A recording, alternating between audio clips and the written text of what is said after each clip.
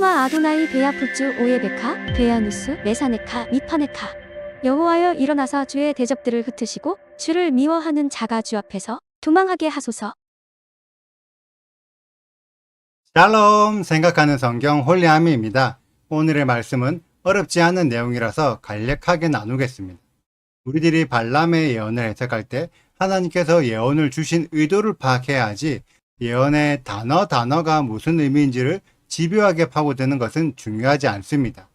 우리가 다른 사람들과 대화할 때도 전체적인 맥락과 흐름으로 상대방의 의도를 파악해야 하지, 단어 하나하나의 의미를 따져가면서 대화하지 않습니다. 단어에 집착하면 의도를 잃어버리게 됩니다. 그렇다면 오늘 말씀의 의도는 무엇일까요? 분명히 발람의 첫 번째 예언의 메인 주제는 발람의 어리석음을 꾸짖는 내용이었습니다.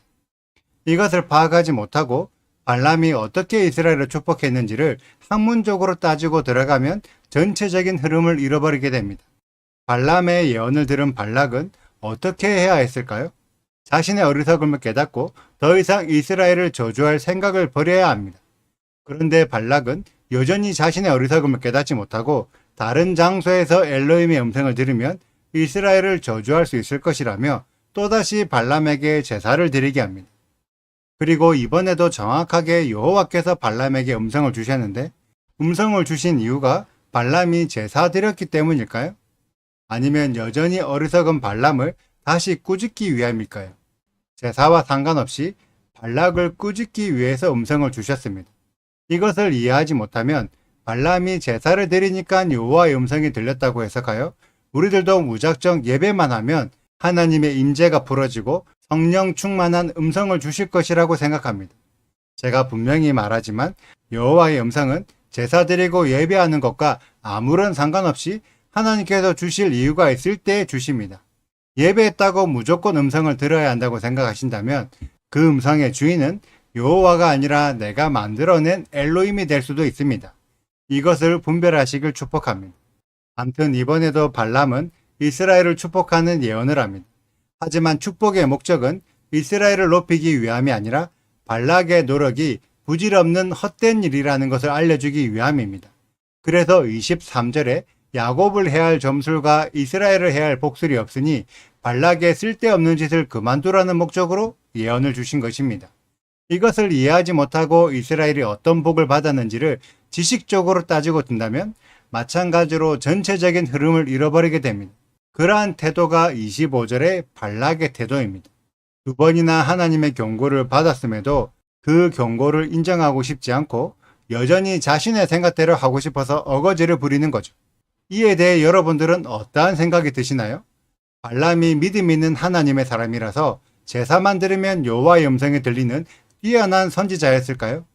제가 그러지 않다는 것을 앞서 여러 번 설명을 드렸음에도 여전히 발람이 여호와의 음성을 들었다는 이유 하나만으로 발람의 믿음을 높게 생각하는 사람들이 있습니다. 심지어 유대인들조차도 발람의 예언을 높은 수준의 예언으로 해석하는 자들이 많습니다. 하지만 우리들은 그 예언들의 본질을 파악할 수 있어야 한다는 거죠. 지금도 많은 신앙인들 중에는 발락과 같은 어거지의 믿음을 주장하는 사람들이 너무나 많습니다. 분명히 성경이 말하고 있는 믿음은 그러한 믿음이 아니라는 것을 여러 번 증거했음에도 자신이 예수님을 믿는다는 이유 하나만으로 모든 성경의 말씀을 뒤엎고 자신의 생각만 옳다고 스스로를 높이고 있습니다. 토라 포션을 함께 나누고 있는 여러분들은 어떠하신가요? 수많은 목사님들의 가르침과 성경에 기록된 가르침 중에서 어느 가르침을 따르고 있습니까? 26절을 보면 발람은 분명히 여호와께서 하신 말씀을 그대로 따를 수밖에 없다고 설명하고 있습니다. 하지만 실제로 발람은 여호와께서 말씀하신 대로 살았을까요? 말씀을 발락에게 전하기만 했지 발람 스스로는 말씀대로 살지 않았습니다. 그래서 이스라엘이 높고 위대하다는 예언을 했지만 실제의 발람의 삶은 이스라엘을 대적하여 모압의 편에 서고 나중에 이스라엘과 싸워 죽임을 당하게 됩니다. 발락의 믿음과 발람의 믿음을 깊이 묵상해 보세요. 그들은 믿음이 있는 것처럼 보이지만 실제로는 전혀 믿음이 없는 자들이었습니다. 우리들도 마찬가지입니다. 믿음이 있는 것처럼 보이는 것은 전혀 중요하지 않습니다. 실제로 그러한 믿음이 있는 것이 훨씬 중요하죠. 예수와도 자신의 믿음을 자랑하지 않으셨습니다. 오직 아버지 대신 여호와 하나님의 말씀을 그대로 지키고 그 지키신 것을 자랑하셨죠. 그러한 실제적인 믿음의 삶을 가진 우리 홀리아미 가족들이 되시기를 축복합니다. 오늘의 영상은 여기까지입니다. 오늘의 말씀 읽으시고 질문 있으시다면 언제든지 댓글로 남겨주세요. 오늘도 감사합니다. 샬롬! 발락이 말하되 나와 함께 그들을 달리 볼 곳으로 가자. 거기서는 그들을 다 보지 못하고 그들의 끝만 보리니 거기서 나를 위하여 그들을 저주하라 하고 소빔들로 인도하여 비스가 꼭대기에 이르러 7 제단을 쌓고 각 제단에 수송아지와 순양을 드리니 발람이 발락에게 이르되 내가 저기서 여호와를 만나 뵐 동안에 여기 당신의 번제물 곁에 서소서 하니라. 여호와께서 발람에게 임하사 그의 입에 말씀을 주시며 이르시되 발락에게로 돌아가서 이렇게 말할지니라. 발람이 가서 본즉 발락이 번제물 곁에 섰고 모압 고관들이 함께 있더라. 발락이 발람에게 이르되 여호와께서 무슨 말씀을 하시더냐? 발람이 예언하여 이르기를 발락이여 일어나 들을지어다. 십볼의 아들이여 내게 자세히 들으라. 하나님은 사람이 아니시니 거짓말을 하지 않으시고 인생이 아니시니 후회가 없으시도다. 어찌 그 말씀하신 바를 행하지 않으시며 하신 말씀을 실행하지 않으시랴.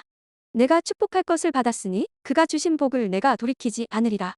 야곱의 허물을 보지 아니하시며 이스라엘의 반역을 보지 아니하시는도다. 여호와 그들의 하나님이 그들과 함께 계시니 왕을 부르는 소리가 그 중에 있도다. 하나님이 그들을 애굽에서 인도하여 내셨으니 그의 힘이 들소와 같도다. 야곱을 해할 점술이 없고 이스라엘을 해할 복술이 없도다. 이때에 야곱과 이스라엘에 대하여 눈알진대 하나님께서 행하신 일이 어찌 그리 크냐 하리로다. 이 백성이 암사자 같이 일어나고 수사자 같이 일어나서 움킨 것을 먹으며 죽인 피를 마시기 전에는 눕지 아니하리로다 하매 발락이 발람에게 이르되 그들을 저주하지도 말고 축복하지도 말라. 발람이 발락에게 대답하여 이르되 내가 당신에게 말하여 이르기를 여호와께서 말씀하신 것은 내가 그대로 하지 않을 수 없다고 하지 아니하더이까. 구독과 좋아요를 눌러주세요. 그리고 알림 설정도 해주시고요.